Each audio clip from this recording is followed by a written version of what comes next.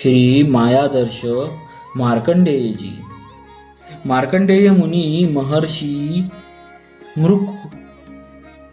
मृकंडू के पुत्र थे। मार्कंडेय मुनि महर्षि मृकंडूक के पुत्र थे।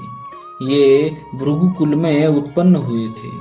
यज्ञोपवीत संस्कार हो जाने पर ये ब्रह्मचर्य व्रत को धारण कर वेदाध्ययन करने लगे और वेद पारंगत होकर तप और स्वाध्याय में लग गए। वे ब्रह्मचारी वेश में रहकर अग्नि, सूर्य, गुरु, ब्राह्मण और आत्मा में श्री हरि का पूजन करने लगे।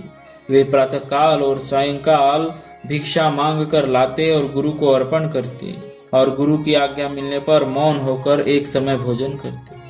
गुरु की आज्ञा न मिलने पर ये किसी दिन निराहार ही रह जाते। इस प्रकार मार्कंडेय मुनि ने 10 करोड़ वर्ष पर्यंत श्री हरि की आराधना करके दुर्जय काल को भी जीत लिया। उनके इस प्रकार मृत्यु को जीत लेने पर ब्रह्मा, शिव, भृगु, दक्ष और नारद आदि को बड़ा आश्चर्य हुआ। इस प्रकार नैष्ठिक ब्रह्मचर्य व्रत धारण कर तथा इंद्रिय जय के द्वारा अंतःकरण को राग आदि रोषों से रहित कर भगवान अधोक्ष ज का ध्यान करते हुए मुनि को 6 मनवंतर 1704 युगों की चौकड़ी का काल बीत गया। वैवस्तव नामक 7वें मनवंतर में इस मनवंतर के पुरंदर नामक इंद्र ने इस भय से कि कहीं मेरे पद को न छीन ले, इसके तप में विघ्न करने का निश्चय किया। उसने इन्हें तप से डिगाने के लिए गंधर्व, अप्सरा, कामदेव, बसंत ऋतु, मल, यानिल तथा लोभ और मद को भेजा। ये लोग हिमालय के उत्तर की और पुष्पभद्रा नदी के तट पर अवस्थित मुनि मार्कंडेय के आश्रम पर पहुंचे और सब लोग मिलकर मुनि के ध्यान को भंग करने की चेष्टा करने लगे।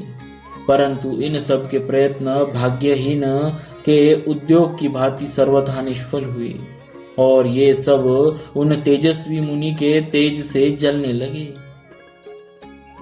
अंततः जिस प्रकार किसी विषधर सर्प को छेड़कर बालक भय से पीछे हट जाते हैं, उसी प्रकार ये इंद्रदूत निराश होकर वहां से लौट गए।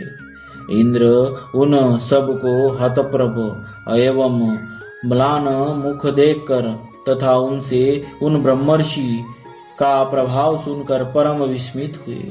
ऋषि के तप से प्रसन्न होकर भगवान श्री हरि उन पर अनुग्रह करने के निमित्त नर नारायण के रूप में उनके सामने प्रकट हुए। उन तपोमूर्ति ऋषि प्रवरों को देखते ही मुनि उनके चरणों में लौट गए और उनकी स्तुति करने लगे। भगवान नारायण बोले, हे ऋषि श्रेष्ठ, तुम्हारी निर्दोष भक्ति से हम अत्यंत प्रसन्न हुए, अतः तुम हमसे इच्छित वर मांगो। ऋषि बोले, भगवान, आपने कृपा करके मुझे अपने सुर मुनि दुर्लभ दर्शन से कृतार्थ किया। इससे बढ़कर मैं कौन सा वर आपसे मांगू? तथापि मेरी इच्छा है कि जिस आपकी माया से यह सत वस्तु भेद युक्त प्रतीत होती है, उस माया को मैं देखना चाहता हूँ। नर नारायण तथास्तु कहकर बद्रिकाश्रम को चले गए। इधर ऋषि यह सोचते हुए कि उस माया का दर्शन मुझे कब होगा, अपने आश्रम में ही रहकर अग्नि, सूर्य, चंद्रमा, जल, भूमि, वायु, आकाश और आत्मा में तथा अन्यत्र सब जगह सर्वव्यापी श्रीहरि का ध्यान करते हुए मानसिक उपचारों से उनका पूजन करने लगे। सायंकाल का समय, मुनि नदी तट पर संध्या कर रहे हैं। इतने में वे क्या देखते हैं कि अकस्मात वायु बड़े जोर से चलने लगा। उस प्रचंड वायु के साथ ही आकाश में भयानक मेघ घुमड़ आए और उनमें बिजली की चमक के साथ कड़कड़ाहट का शब्द होने लगा। देखते देखते मूसलाधार वृष्टि शुरू हो गई। इधर चारों समुद्र बड़े प्रचंड वेग के साथ भूमंडल को ग्रास करते हुए दिखाई देने लगे और बात की बात में सर्वत्र जल ही जल हो गया। सप्त द्वीप, नवखंड तथा सप्त कुलाचलों सहित समस्त पृथ्वी मंडल ही नहीं अपितु आकाश, स्वर्ग, तारांगन और दिशाओं सहित सारी त्रिलोकी जलमग्न हो गई। उस अनंत महारणव में अकेले मार्कंडे ही रह गए। वे जटाओं को बिखेर कर बावले और अंधे के समान इधर उधर भटकने लगे। बड़े बड़े मगर उनकी देह को नोचने लगे तथा वायु के प्रबल झकोरों एवं उत्ताल तरंगों के थपेड़ों से उनका शरीर जर्जर हो गया। इधर भूख प्यास उन्हें अलग सताने लगी। सर्वत्र घोर अंधकार छा जाने के कारण उन्हें कुछ भी नहीं सूझता था। उन्हें कभी शोक होता, कभी मोह होता, कभी सुख की अनुभूति होती और कभी मृत्यु के समान कष्ट होता। इस प्रकार विष्णु की माया से मोहित हुए मुनि को उस समुद्र में भीषण भ्रमण करते एक शंख वर्ष बीत गए। इस बीच में उस महान जलराशि के किसी कोने में पृथ्वी का कुछ भाग दिखलाई देने लगा और उस पर फलों और पत्तों से लदा हुआ वट बरगद का एक छोटा सा पौधा दिखाई दिया। साथ ही उसके ईशान कोण की शाखा के एक पर्णपुट दोने में सोया हुआ एक तेजस्वी बालक दिख पड़ा। उसके प्रकाश से सभी दिशाएं आलोकित हो उठी। उसका मरकतमणि के सदृश श्याम वर्ण, शोभायमान मुख कमल, शंख के समान बल पड़ी हुई ग्रीवा, विशाल वक्षस्थल, सुंदर नासिका और धनुष के समान भौहें मन को मोह लेती थी। उसके दोनों कानों में दाढ़ी के फूल खोसे हुए थे। वह अपने सुंदर हाथों से अपना चरण पकड़कर उसका अंगूठा चूस रहा था। उस मनोहर मूर्ति बालक को देखकर मुनि को बड़ा आश्चर्य हुआ। उसके दर्शन मात्र से उनकी सारी व्यथा दूर हो गई और मारे आनंद के उन्हें रोमांच हो आया। वे खिसक कर उस बालक के समीप चले गए।